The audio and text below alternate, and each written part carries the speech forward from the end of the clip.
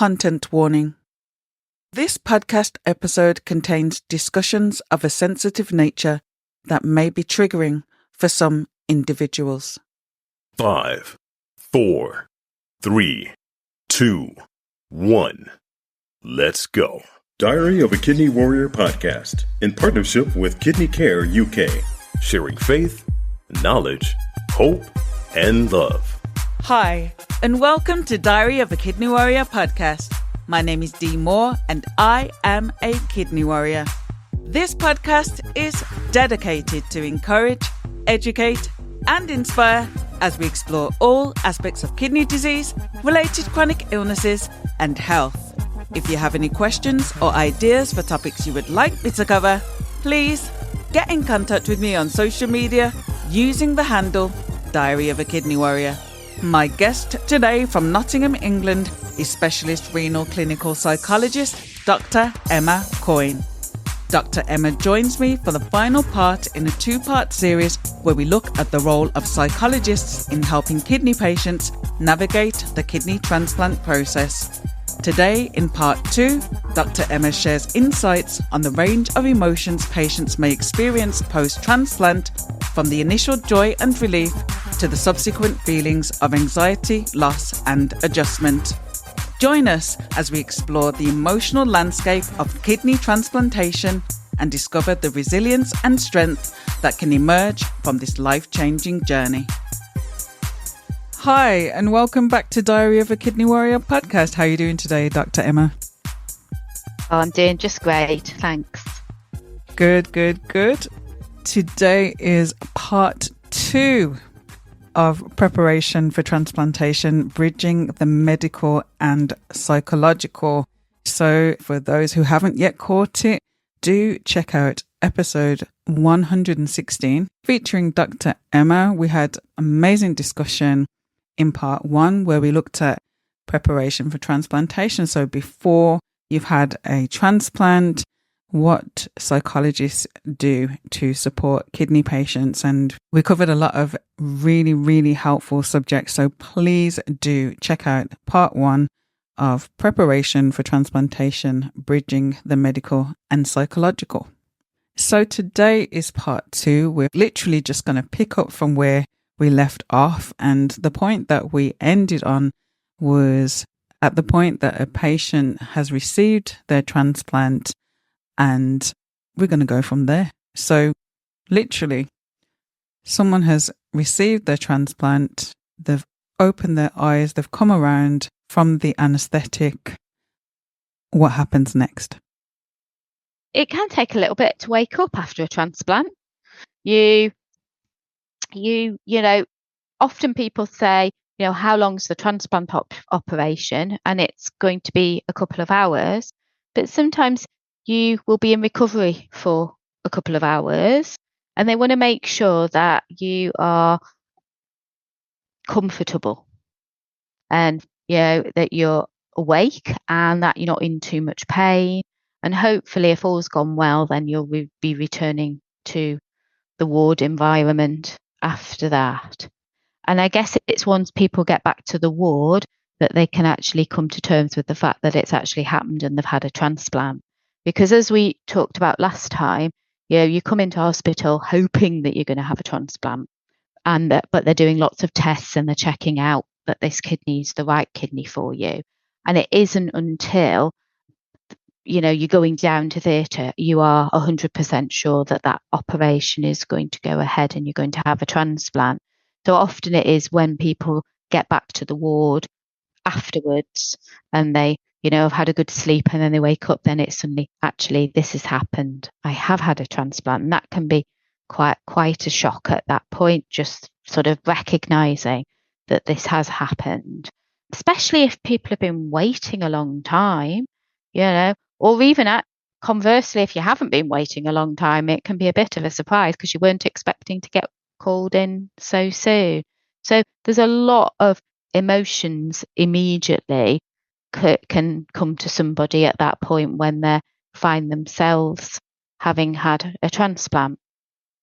So a real mixture of emotions, both positive and negative, after receiving a kidney transplant. So let's dig into that a bit deeper and start with the negative emotions that people feel post-transplant, because I think a lot of people would be thinking, you've got your kidney, you've waited for the kidney for X amount of years or months, however long it has been. You should be so happy now. You're fixed. You can go on with your life now. Why would you actually feel anything negative at all? And so I think it's really important to start here, because maybe this is something that people have never even considered, that they wouldn't feel happy after receiving a transplant, and that pressure within itself making them feel worse because they don't immediately feel happy post-transplant. So what are the kind of negative emotions and feelings that some patients experience post-transplant? Okay, yes, that's a really interesting question. And you're absolutely right. I think that, I guess the first thing to say is there's a range of emotions, and all of those emotions are really welcome. Certainly when I go and speak to somebody after a transplant, they could be experiencing a whole range of different emotions and feelings. And I guess it also depends very much on what's happening with their transplant immediately. So sometimes transplants work straight away, but sometimes they don't. And it's not unusual. We call it delayed graft function, when the kidney takes a little bit of time before it starts working. That's not unusual. Often, even a third of people might be quite slow to have that kidney starting to work. And it doesn't matter how many people are told in advance that that can happen, and that it's not anything that the renal team are concerned or worried about. It's something that happens, and it's something that they can work with to try and support. It doesn't matter. At that moment, if that kidney isn't immediately working, that can cause quite a lot of worry and anxiety. And suddenly that person's kidney function becomes the real focus of what that person is thinking about. And they can find themselves in bed in a fair bit of pain, and there's brilliant pain medications available to help manage that. But we've got to be honest, it is abdominal surgery, and it is going to hurt. And suddenly the kidney's not working yet. And so that can cause quite a bit of anxiety and fear. And so you might have somebody who's really happy and pleased they've had a transplant, and it's not working yet. I think the other thing that people often feel quite intense feelings, particularly if it's a deceased donor, they might suddenly find themselves having quite intense feelings about the donor and the donor family, because you've got quite a bit of time to think after you've had a kidney transplant. You're lying in bed, you're not comfortable. Yes, you're going to sleep quite a lot, but when you're awake, you might find that's where your head goes to. And so people do quite a lot of deep thinking, may find themselves really thinking about what the future's going to look like. And on one hand, they're planning about what their future's going to look like, but at the same time, they're almost holding the breath, waiting for the kidney to start working, and then feeling incredibly sad about the fact that there's a family out there grieving their loved one. And so that's a really big set of emotions. And a lot of people, after they have a transplant, are then given steroids. And that's really important. It really helps their body to cope with the transplant operation. But steroids can also affect people's mood and can make their mood more changeable, and can also affect how people sleep. So we've got lots of feelings and lots of emotions going on, and then we've got pain medication, and we've got steroids, and we've also got being in hospital, which brings with it, or being in a strange environment, being woken up for tests and checks. And so people can suddenly find themselves unexpectedly quite emotional both the negative, but also the positive, and that then they're getting quite a lot of changeable feelings. I guess my message is all of that's a completely normal response to having a kidney transplant. If we go through any life event, so if you go through a big life event, both more negative events, so somebody dying or, a change in a relationship, such as a divorce or a change of a job, that could be quite a negative thing. That can be quite stressful. But also big positive changes can also be quite stressful as well. So starting a new job or moving house, all of those things are also stressful. And it's important to think that a kidney transplant's like that. It's a big change. You potentially are going from, if you've already been on dialysis, you suddenly no longer on dialysis. And that's a big change. So we would expect with any change a process of working through all the emotions of it and then adjusting to that change. So having strong emotional responses after transplants, completely normal, but sometimes comes as a bit of surprise to people because, yes, people think that having a transplant is a brilliant, great thing, and then are shocked if there's anything other or there are other feelings that people are experiencing.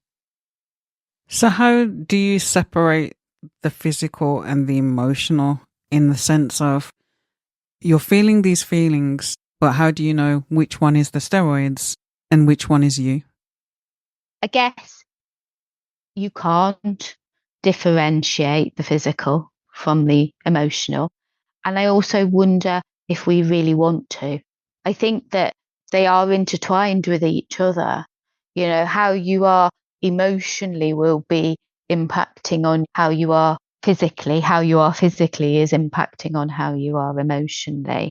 I think it's more useful to think about in that recovery, what does somebody need to make them feel safe and comfortable, and really focusing on that self-care for your body that has had a big operation and has welcomed a new kidney into it. And that kidney, hopefully the kidney will work straight away and be working really well.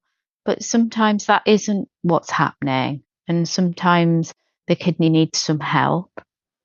And occasionally for a few people, that kidney has problems and things don't go to plan.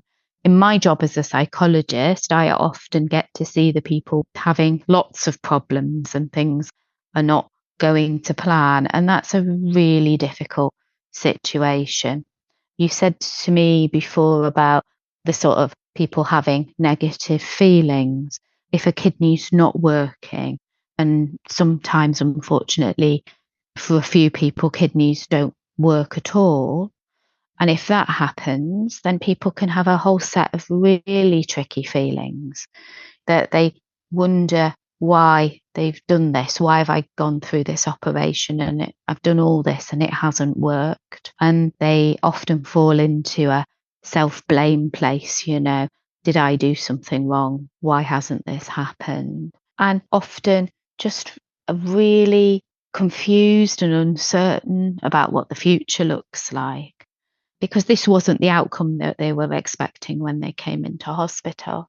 And of course, then, as you said, and I guess the other thing is that sometimes people outside in the world don't really understand the feelings that go alongside with a kidney transplant.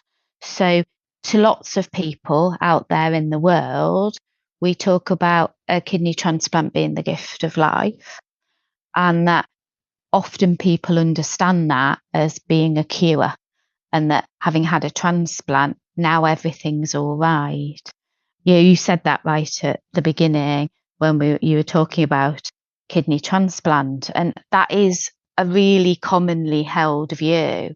So then it's really hard if actually that kidney isn't working at all, or maybe that kidney's not doing as well as everybody would like it to, Or even if that kidney is doing well, but the person's finding that they're struggling with things like side effects of medication, or that they don't feel as well as that they were expecting to. It's a really difficult place because often people don't understand that people can have a range of different emotional responses to transplantation. So, for the family and friends that are listening, how can they support their family member, their friend during this time?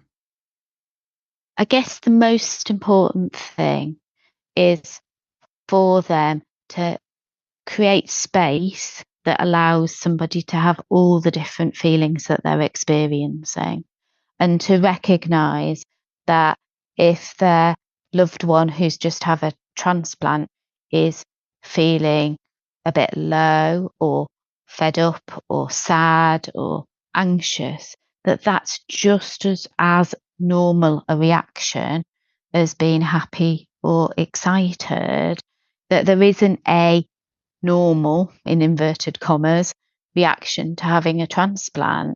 There's going to be a whole set of feelings, and also that emotions can change quite a lot over that beginning period of time. You're in hospital for maybe 5 days or a week, and hopefully will then go home with a functioning transplant. But if it doesn't play out like that, that loved one's going to need lots of support and people who are willing to just sit with whatever feelings come up at that moment. I guess there's also a place for friends and family to bring some normality into it, because this is a very different situation and they're trying to figure out what's happened to them and what life's going to look like. And actually having people just sending messages or ringing or dropping cards or gifts in, that can be helped to lift someone's spirits if they're having a difficult time. I guess the other thing I'd say is that I've talked to a few people who say that they actually feel a little bit bombarded by people immediately afterwards, because everybody's so excited and wanting to message and find out how things are if they've got lots of friends and family. And so it can be helpful to also have somebody who's going to relay all the information and the updates to everybody else. So it just takes the pressure off the person. So they've got a bit of time to recover and get their head around what's just happened to them. And they're not having to try and keep in touch with everybody who might be contacting them. So that's something useful that they can do as well. It's also an interesting one because I know we did talk a bit about living donors in the last session, but what's really interesting with living donors is sometimes the person who's received the kidney actually feels better quicker than the person who's donated. Because if you think about it, they've been so poorly that having had the kidney, they feel remarkably better, although some of the medication, the pain medication, the steroids may also add to that feeling of feeling better. But the person who's donated actually might take a little bit longer to feel better. And I've certainly worked with people in the past where there's almost been a bit of a role reversal in the relationship. So the person who has been ill for so long is now wanting to be up and doing things, and the person who may have been in a caring role previously prior to donation now is the person needing to be looked after and cared for, and that can feel a little bit odd for people afterwards. And it's important for friends and family in that situation to think about both the donor and the recipient and making sure that both of them have got lots of support in that situation. So I think that's probably another group that friends and family can really help and support after transplantation. So we've got two scenarios there where somebody has had a successful transplant, it's gone the way that they hoped, and the kidney is now functioning. And then the patient for whom the kidney either never worked or failed before they left the hospital. So I want to look at those two groups of patients. So if we start with the patient who the kidney, for whatever reason, never worked or failed very quickly, how do they recover and move forward? I guess the most important thing for that group is really acknowledging the loss. And it is a loss. I think we think about losses in terms of when we lose a loved one and they pass away and they die. So I guess we think about losses when a loved one dies, and we go through a set of emotions associated with that. Actually, a transplant that doesn't work, that's a loss too. And we would expect a similar process to that. A grief response to that would be expected in that situation. And so people need to take some time. They've got to physically heal. They've had a surgery that they've got to heal from. If they were already on dialysis, then they're going to be still doing dialysis. And they've got to then sort of come to terms with what's happened emotionally as well as physically. People do recover.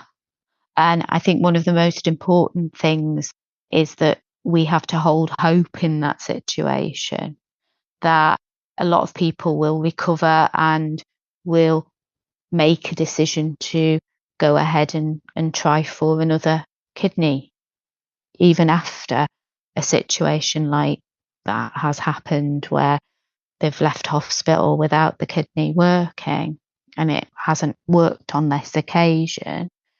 But I guess the most important thing for that group of people is that they give themselves time to work through that, recover physically, and come to terms with what's happened emotionally. There is no rush to then go back to try again to have another kidney transplant after one that hasn't worked.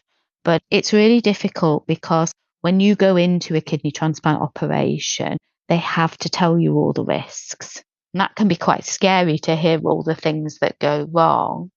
But you go in really hoping that none of those things are going to happen. And for that group where something didn't go to plan, then that's really shocking because you don't go into an operation expecting it not to work.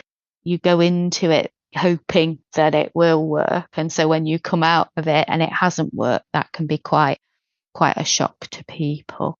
But it is important, and I know that medical teams are really good at telling people that there is hope and people can try again. And some people choose not to. So some people who have a difficult transplant experience choose not to do that again.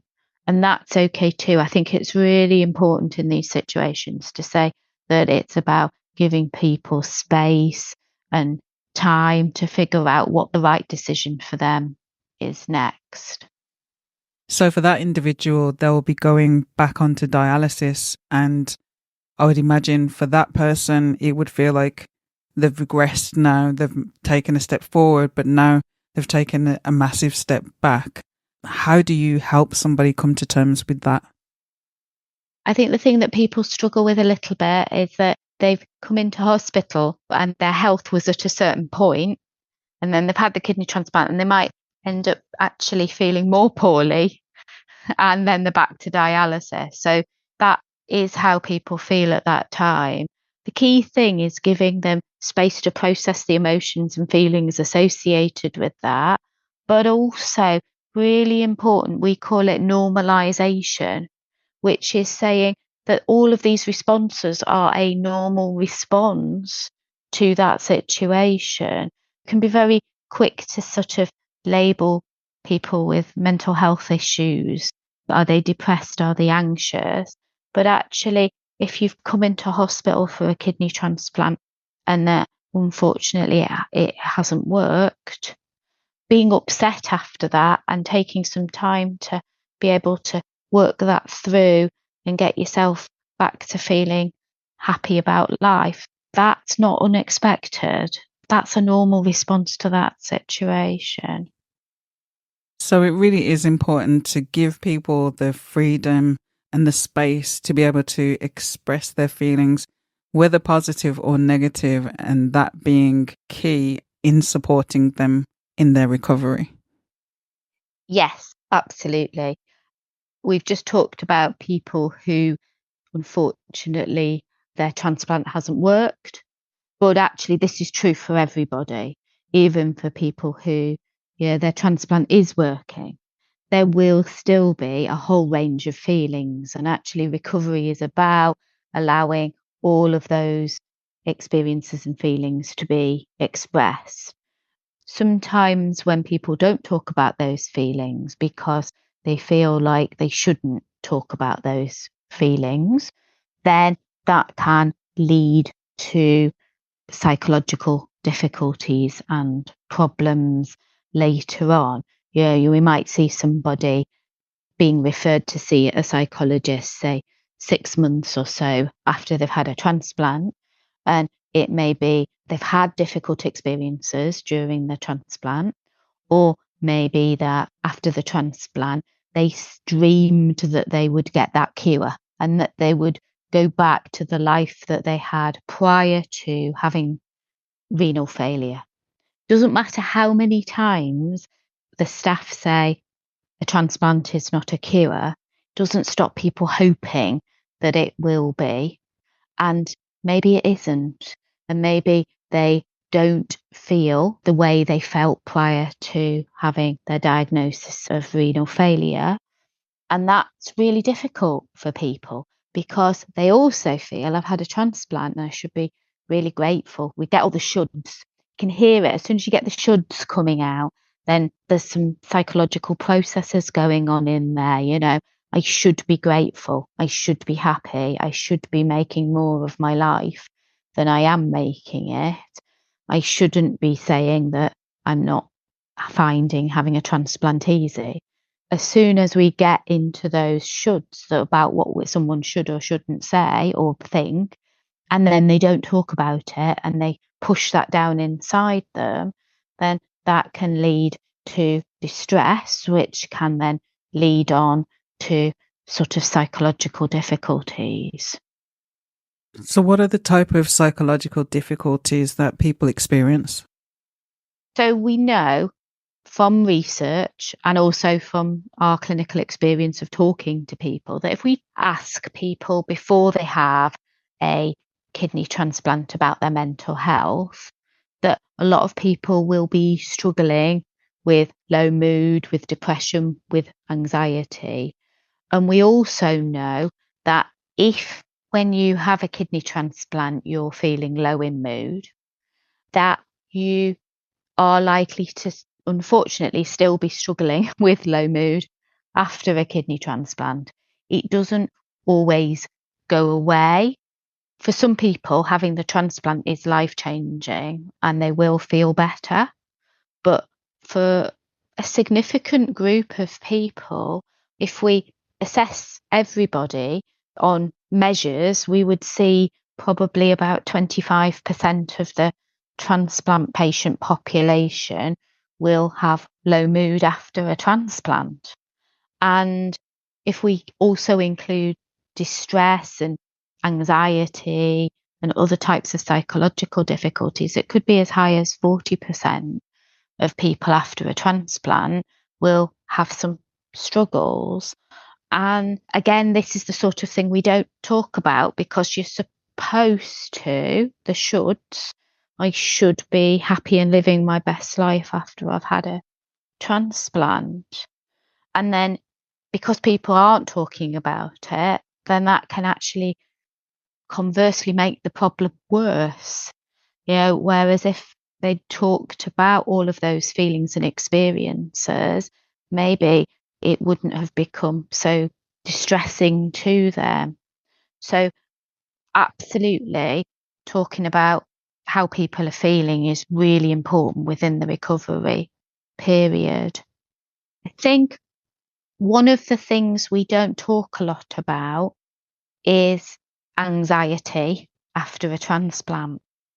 Lots of people, even people who haven't had anxiety before, will develop anxiety after a transplant because they become very anxious about how the transplant's doing. just after you've had a transplant, you come to the hospital lots and you have your blood taken every time. And that tells the team how well that kidney's doing.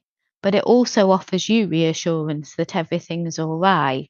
And as things start getting better and everybody's happy with how things are going, you come to the hospital less and less. So you might come to the hospital sort of 3 or 2 times a week, and then it goes to once a week, and then it goes to every other week, and eventually once a month, and then once every 2 months. And for some people, it gets to being once every 3 or 4 months. And during that period of time, you're not getting any feedback on how that kidney is. And when you were getting that feedback, that gave you lots of reassurance. So anxiety can really develop in people. And for some people, that even turns into a form of almost OCD, obsessional compulsive type difficulties, where people almost are checking themselves for any sign that they might be ill. It certainly doesn't happen to everybody after they've had a transplant, but it does happen to a small group of people. And again, we don't talk about that. And then people can be really struggling with all these checking of themselves, checking for any signs that their kidney might be in trouble. Have I got any fluid on my ankles or on my face? They can become quite sort of obsessive in that. And that's the type of situation that also someone might end up needing to talk to a psychologist or a counsellor for some help with after a kidney transplant. Of course, you've got to remember, Dee, that as a psychologist, I tend to be seeing all the people who are having struggles after a transplant. And it is important to remember that there are a whole set of people that actually do really well and manage and adjust back to normal life and don't have all of these struggles. And I wouldn't want somebody who hadn't had a transplant listening to this thinking, gosh, I'm going to have a transplant and then I'm going to have all of these difficulties. This does not happen to everybody. But I do think it's important that we talk about the range of responses that people can have. And actually, if this does happen, that you can get help for it and it's okay. Nobody is going to judge you for having those feelings. When someone comes to see me and they say they're really struggling with the thought that sometimes they'll say, part of me wishes that I'd never had the transplant. And then they feel like they're so guilty because they shouldn't be having that thought. And actually, that's not an unusual thought because it isn't always an easy process. For example, if somebody was really stable on dialysis and it was working really well for them and they quite enjoyed knowing when they were having their treatment and when their schedule was, and actually in their post-transplant period, they're getting lots and lots of infections and they're having multiple hospital stays to help with those infections and they're in and out of hospital, they might start thinking, gosh, it was easier before I had this transplant. There's nothing wrong with someone for having that thought. It's okay to have that thought because actually they're having a really tough time. And so I guess in talking about this, I think the message is there is no correct or right way to feel when somebody's had a transplant. But if you find that your mood stays in a particular way, whether that's anxious or distressed or sad, and that's not changing, it's okay to talk to your renal team about that, and it's okay to get some help for that. The thought came to me that for someone that's been on dialysis for a long period of time, many, many years, they've built relationships with the staff, the other patients on the dialysis ward. Do some people struggle with the loss of their previous network of staff and fellow patients? Yes, absolutely. You are completely right there. And it's a good question to ask because someone said to me they described dialysis as a social club with needles. And clearly they talk about hemodialysis, but they said, yeah, it's like I go to a social club with needles.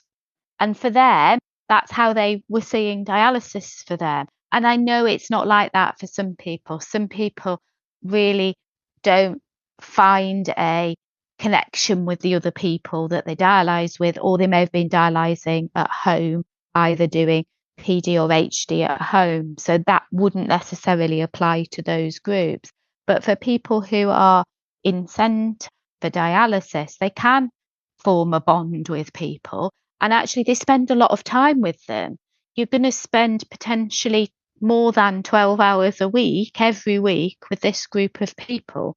And then suddenly you don't see them anymore. And that is an awful lot of space to fill in your life. And so people do miss that. And they miss the routine and they miss the contacts. Also, sometimes people miss the relationships. So for people who are doing home dialysis, they may have formed really quite close bonds with their nurse specialists who support them at home. And again, suddenly they are now under potentially different doctors and nurses and different teams looking after them. And I guess we don't often think about that people will build connections and attachments, and that those changes are also losses, to somebody. And so I think it's really important to recognise how much of a change that this can be for somebody when they get a new transplant, and that it's okay if people are feeling sad about missing being on dialysis. And that doesn't mean that there's anything wrong or bad because they're having those thoughts. They are completely normal, usual thoughts for people to have to this type of change. For someone that's been on dialysis for a number of years, how does a successful transplant impact their identity? Now, that's an interesting question, because actually people who are unwell, being unwell could become part of how they see themselves and potentially part of their identity. And so that can be quite hard when suddenly they're well and now they have to get their head around that and what that means. And sometimes, because if they've needed to have support through benefits, the benefit system can also see them as well, expect them to be able to go straight back to work, and that can pose lots of challenges for somebody, because it can take a while to sort of recover both physically and mentally from a transplant. And if somebody hasn't worked for a very long time, that can be quite a surprise to suddenly find that they're now being deemed fit for work. And this is a really important role for units that have got renal social workers in them, because they can often help people with being able to explain that someone might need a bit longer before they're actually fit for work. They might be physically fit, but are you mentally able now to adjust back to that? Now, for some people, they can't wait to get back to work. And also sometimes having a transplant's an opportunity to maybe do something different. So I've talked to quite a few people who've said when they've thought about it, they're not actually going to go back to the job they did previously. And they're going to take it as an opportunity to do something different, to retrain or to change career or to do something in a different way. One of the things that lots of people worry about after they have a kidney is that it's going to fail. So the people who get very anxious and might develop OCD, at the root of that is their fear that that kidney is going to fail. Now, when I'm working with someone like that, I often will start with the thought that, yes, that kidney will fail. And they often look at me in absolute horror when I say, look, we're going to work with the thought that, yes, it's definitely going to fail. I suppose it's not definite. There are a few people out there who've had a kidney transplant for really extended periods of time, like 40, and I think someone might have passed 50 years, but that's really rare. And for most people, the kidney will only last a certain amount of time before it stops working. And actually, it can be really helpful, instead of spending all of that time worrying about when it's going to stop, if people psychologically can come to terms with the fact that that kidney will stop working and then focus on living the best life they can with the opportunities that they've got now they're not having dialysis. They actually may well do better psychologically than spending the whole time worrying, when will the kidney stop working? I can remember talking to somebody who, she used to tell her story at transplant information days. So I can talk about what she said because she talked about it publicly. And she said, like, when she had her first transplant, she was so worried that it was going to stop working. She didn't live life. She was so careful, she didn't actually do anything that was enjoyable because she was always being careful. But unfortunately, that kidney stopped working fairly early on. Just unfortunately, it was one of those things that happened. It wasn't due to actions in any way. And she had a very long wait for a future kidney. And when she got another kidney transplant, she actually said to me, "Emma, life is for living." And that's what she said when she went to Transplant Information Day. That was her message, that it's really important with a kidney transplant to actually do some of those things that you want to do in life and take that opportunity to do them. Because she said she'd learnt the hard way that you never know what's around the next corner. And so you've got to enjoy the opportunity that comes with having a transplant. And I always remember us standing up and talking about that to people waiting to have a transplant. So I would pass that message on because I think that's a really important message. There has to be a balance between, it is right that someone needs to be taking care of that kidney, and that kidney's got to have a role in their life, because if they put the kidney out of their mind and take it for granted, then that's also not necessarily going to go very well. But it also, we don't want to get so fixated on making sure the kidney is okay that the person doesn't actually enjoy the opportunity to do some of the things that maybe they haven't been able to do because they haven't felt well before they've started dialysis, or if they were on dialysis, they couldn't do those activities. So I think it's about finding a balance between sort of looking after yourself and always making sure, number one, and it goes back to what I said last time when we said, how do you prepare for a kidney? Take your medication. So those sort of expectations, making sure that taking your medication, attending your appointments, drinking enough fluid, thinking of keeping yourself fit and well and healthy. And if you are poorly, getting some help from the renal unit. All of those things, we need to make sure they're prioritised.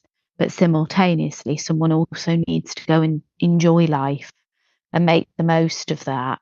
We think about particularly, well, actually both living donation and deceased donation, it is a gift.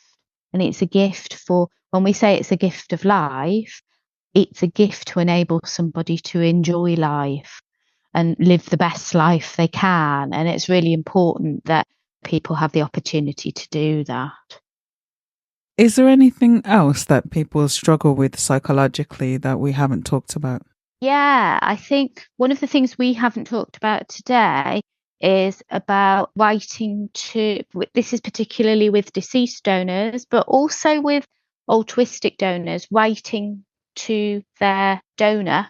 And I guess also anniversaries and Christmas. And so I think it'd be helpful to talk about all of those. So people are able and encouraged to write to their deceased donor's family, or if it's a altruistic donor, so that's a living donor who is anonymous, writing to the donor themselves. And sometimes that, for some people, can create a little bit of uncertainty and sometimes a bit of anxiety. Sometimes people just know what they want to write. For them, that's something straightforward. But some people just don't quite know what to write. And they also have some fears around, particularly with a deceased donor, that what they write might upset the donor family and they don't want to do that. I think there can also be some uncertainty about when to write. So that sometimes people think, right, well, I'll write straight away. And then other people think, well, maybe it's too soon to write. And then sometimes people think, I want to make sure that the kidney's working so I can write and tell them how well things are going. And then what happens if the kidney's not working as well as they thought it was going to be? And then they think, well, how can I write? Because I can't say that and I don't want to say that. And then they don't write. And then sometimes I've talked to people where they've said, I wish I had written and I didn't write. And then they sort of then worry about writing even though it's later. And so I guess it's really important to say that there are no clear rules on this other than when people write, they're writing and it's anonymous. So they're not giving personal information. They're not going to be recognised from what they're writing. And the transplant team will support them in writing either a letter or a card. Sometimes I say that letter might feel like it's got to be quite long. So a card can also be a shorter way and not feel like it's such a long thing to write. There's a great leaflet from NHS Blood and Transplant website, which is also available from renal units, which talks about what to write and makes some suggestions. And that can be quite helpful to get people started. There is no right or wrong time to write.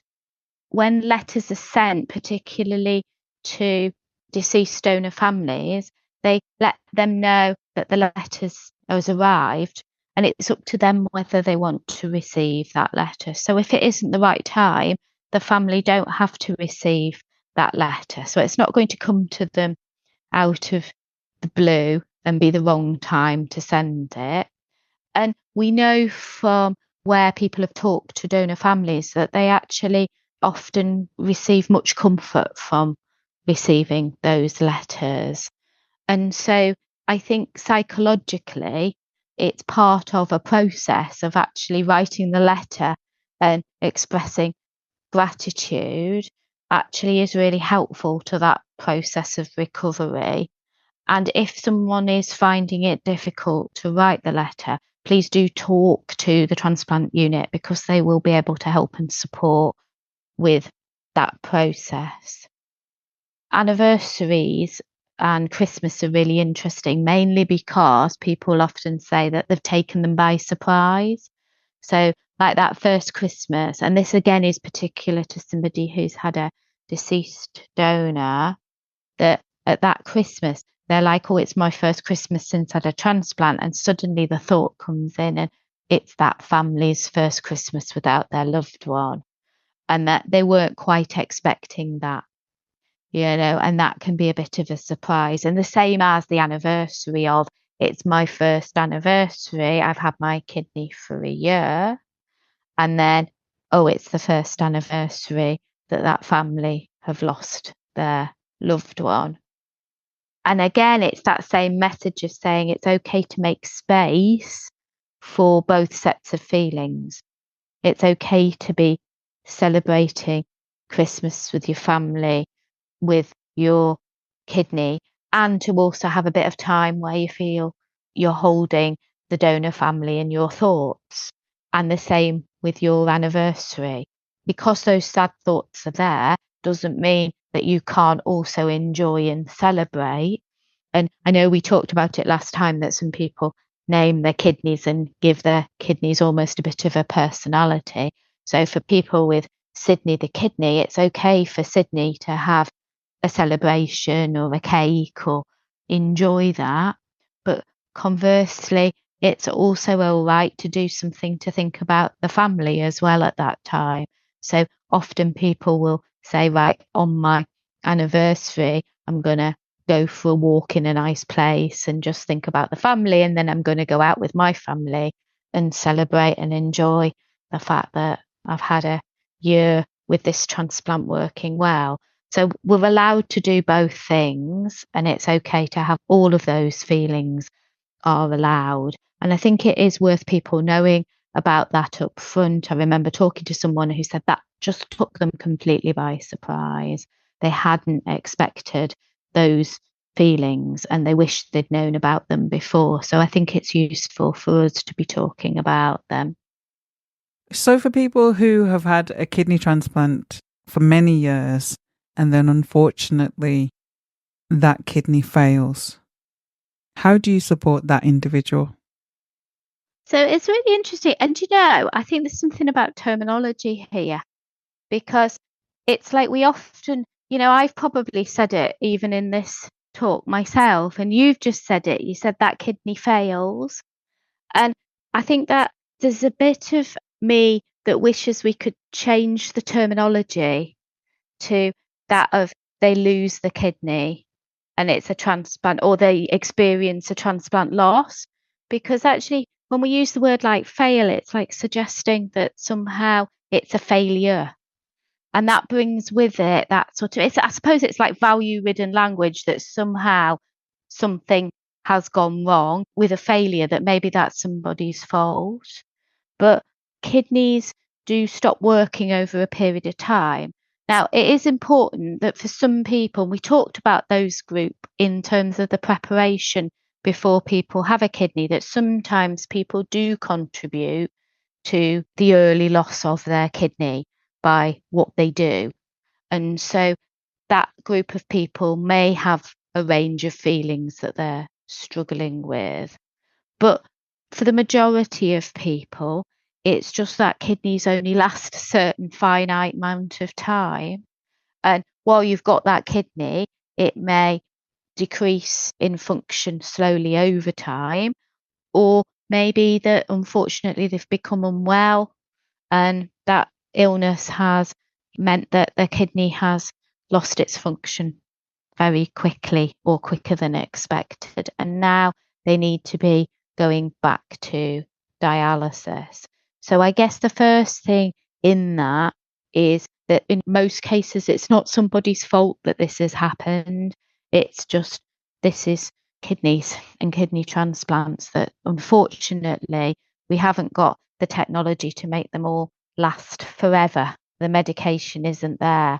So that loss is expected for the majority of people at some point. And when it happens, it's the same experience. We talked about it earlier on. We talked about somebody and the loss that someone experiences if the kidney never works. But actually, if someone's had a kidney for a significant amount of time, returning to dialysis can be really difficult and challenging after that. And they may, experience all of that and grieve that loss in exactly the same way. I can remember talking to somebody who said that for them, they'd had a deceased donor and it was really difficult because they were also grieving the kidney. And they said, in their head, they said that the last part of my donor has also died, and that they were really feeling those feelings. And we don't really have a ceremony for that situation. If we lose a loved one, we have a funeral, and that's a way of us expressing our emotions and feelings. And there isn't that ceremony or that moment to talk about the loss of a kidney transplant, but all the same feelings are there, and they are there and people do experience them. I think it's helpful for people to be aware of them. So when someone receives a kidney transplant, they have to take immunosuppressant drugs to stop the kidney being rejected by their body. How does being on immunosuppressant drugs impact people's lives and the way that they feel? Simple things like going out and being around people. So that's also a really important question, particularly in the context of COVID and the impact that had. And I think it is really useful to talk about, because I think what the COVID pandemic did was really bring into focus for transplant patients who are immunosuppressed the risks of infection and of catching an infection that potentially could cause them to be in hospital and may cause them significant harm. So I think before COVID, people were aware that they were immunosuppressed and they just need to take care if they got infection. But when the pandemic occurred, suddenly they were being told to stay at home and to isolate. And I think that had massive impact for transplant patients. In fact, a lot of people develop psychological challenges from that. I've certainly seen a number of people who almost developed a form of agoraphobia, that they were so frightened of going out and being around other people. Now, in the past, people will have developed those difficulties anyway, but the COVID pandemic unfortunately led to more people developing those type of difficulties because suddenly being around other people was such a high risk to them and was so frightening. And after all the lockdowns, it took people an awful lot to start going out. And if we're honest about it, there's still people who are limiting their social contact out of fear because of the experiences of the COVID pandemic. And I don't think we recognise how much it has impacted on people's sense of vulnerability and how vulnerable they are or how vulnerable they feel because of those consequences. And I think, again, it's this word balance. It's important to find balance with these things. Are certain activities and situations which increase those risks? And there are also enjoying life, being able to meet people and have fun. And we're looking for balance for people, that people are enjoying life but making sensible precautions to keep themselves healthy and well. So we've covered many topics in this interview. We've looked at from the moment somebody opens their eyes following a kidney transplant to when they're celebrating the anniversary of receiving the kidney transplant. We've looked at if the kidney stops working immediately or after a period of time. We've looked at if the kidney is successful from the beginning. We've looked at the highs and lows, the positive and the negative feelings that different people experience during the transplantation journey. What is your final word of encouragement for the listeners? I think that I'm very aware that as we've been talking today, I've been talking a lot about some of the more difficult feelings and emotions that people might experience. And I think it's really important that we make space and room for those conversations. But it's also really important that we make space and room for the positives and the joys that people get to experience in life because of having a transplant. So I think my final word, I would come back to the words of that patient. And when she said, "Life is for living." Thank you so much for joining me. Thank you so much for all of the information that you shared, the encouragement, and we can't end on a better note than to say yes, life is for living. Thank you so, so much. Thank you for listening to Diary of a Kidney Warrior podcast. And don't forget that you can contact me on social media using the handle Diary of a Kidney Warrior. Please do subscribe to the podcast and please do tell a friend. New episodes of this podcast are released every other Monday. Until next time, take care and choose to live. Diary of a Kidney Warrior, sharing faith, knowledge, hope, and love.